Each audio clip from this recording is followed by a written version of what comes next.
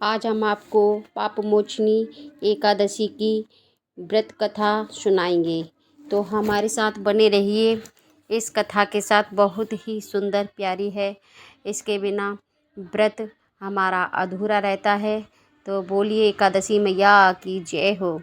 युधिष्ठिर ने पूछा, भगवान, मैंने फाल्गुन माह की शुक्ल पक्ष की एकादशी का महात्म्य सुना। अब आप चैत्र मास के माह के कृष्ण पक्ष की एकादशी के बारे में बताइए। इस एकादशी का नाम और इसमें कौन से देवता की पूजा की जाती है तथा इसकी विधि क्या है। श्री कृष्ण बोले, राजन, एक समय मांधाता ने लोमस ऋषि से ऐसा ही प्रश्न पूछा था। तब लोमस ऋषि ने उत्तर दिया, राजन, चैत्र माह के कृष्ण पक्ष की एकादशी का नाम पापमोचनी है। इसके व्रत के प्रभाव से मनुष्य के अनेक पाप नष्ट हो जाते हैं। इसकी कथा इस प्रकार है। प्राचीन समय में चैत्ररथ वन में अप्सराएं निवास करती थी। वहाँ हर समय वसंत रहता था। उस वन में एक मेधावी नामक मुनि तपस्या करते थे। वे शिव भक्त थे। एक दिन मंजू धोसा नामक एक अप्सरा उनको मोहित करने के लिए सितार बजाकर मधुर मधुर गाना गाने लगी। उस समय शिव के शत्रु अनंग कामदेव भी शिव भक्त मेधावी मुनि को जीतने के लिए तैयार हुए। कामदेव ने उस सुंदर अप्सरा के भ्रू को धनुष बनाया, कदाक्ष को उसकी प्रत्यंचा डोरी बनाई, उसके नेत्र को उसने संकेत बनाया और कुंचों को कुरी बनाया। उसने मंजू धोसा अप्सरा को सेनापति बनाया। इस तरह उसने कामदेव अपने शत्रु भक्त को जीतने को तैयार हुआ। इस समय मेधावी मुनि भी युवा तथा हष्ट पुष्ट थे। उन्होंने यज्ञोपवीत तथा दंड धारण कर रखा था। उस मुनि को देखकर मंजू धोसा ने धीरे धीरे मधुर वाणी से वीणा पर गाना शुरू किया। मेधावी मुनि भी मंजू धोसा के मधुर गान पर तथा उसके सौंदर्य पर मोहित हो गए।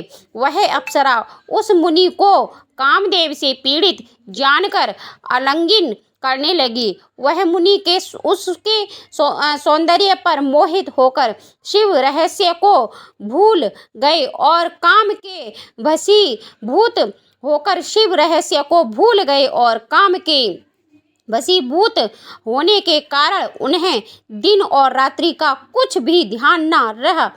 एक दिन मंजू धोसा बोली, हे मुनि, अब मुझे बहुत समय हो गया है, मुझे स्वर्ग जाने की आज्ञा दीजिए। मेधावी बोले, सुंदरी, तुम तो आज इस संध्या को आई हो, अभी प्राप्त काल तक ठहरो। अप्सरा बोली, हे मुनि, आपकी रात्रि तो बहुत लंबी है।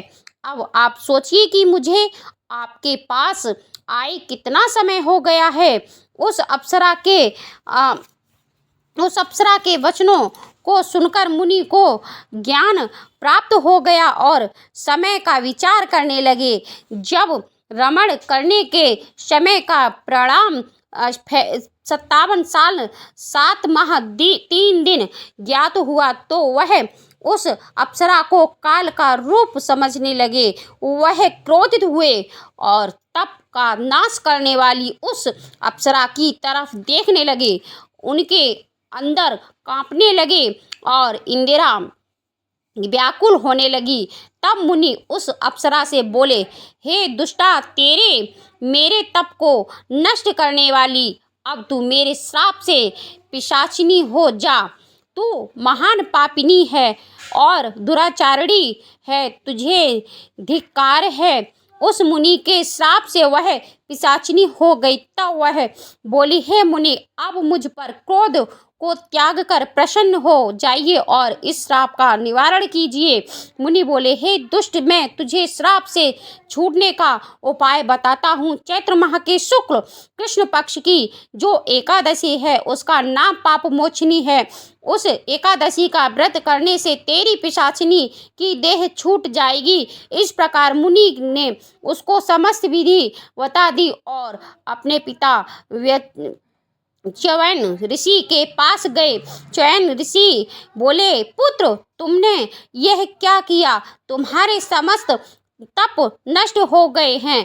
मेधावी बोले, पिता जी, मैंने बहुत बड़ा पाप किया है, आप उससे छूटने का कोई उपाय बताइए। च्यवन ऋषि बोले, पुत्र, तुम चैत्र माह के कृष्ण पक्ष की पाप मोचनी नाम की एकादशी का विधि तथा भक्ति पूर्वक व्रत करो। यह सुनकर मेधावी ऋषि ने पाप मोचनी एकादशी का विधि पूर्वक उपवास किया, जिसके प्रभाव से उनके समस्त पाप नष्ट हो गए। मधु धोषा अप्सरा भी पाप मोचनी का व्रत करने से पिशाचिनी की देह से छूट गई और सुंदर रूप धारण करके स्वर्ग लोक को चली गई। लोमस ऋषि बोले, राजन, इस पाप मोचनी एकादशी के प्रभाव से सब पाप नष्ट हो जाते हैं। इस एकादशी कथा के श्रवण करने एवं पढ़ने से 1000 गोदान करने का फल मिलता है। इस व्रत के करने ब्रह्मा हत्या करने वाले, गुरुपति गमन करने वाले आदि के पाप नष्ट हो जाते हैं और अंत में स्वर्ग को जाते हैं। बोलो श्री कृष्ण भगवान की जय हो। अब हम आपको इसका कथा सार बतलाते हैं, तो बने रहिए। बोलो श्री कृष्ण भगवान की जय हो। एकादशी मैया की जय हो। इस कथा से स्पष्ट है कि देहजन्य आकर्षण अधिक समय तक नहीं रहता। देह के लोभ में पड़कर मेधावी ऋषि अपने तप संकल्प को भूल गए। इसे घोर अपराध माना जाता है, किंतु भगवान विष्णु की पाप मोचनी शक्ति इस घोर अपराध के पाप से भी सहज ही मुक्ति दिलाने में सक्षम है। जो प्राणी सद्कर्मों का संकल्प करके बाद में लोभ, लालच और भोग विलास के वशीभूत होकर अपने संकल्प से गिर जाते हैं, वे घोर नरक के अपराधी होते हैं। किंतु पाप मोचनी सभी पापों से मुक्त करके प्राणी को स्वर्ग का अधिकारी बना देती है। ये था कथा का सार। बोलो श्री कृष्ण भगवान की जय हो। बोलो एकादशी मैया की जय हो।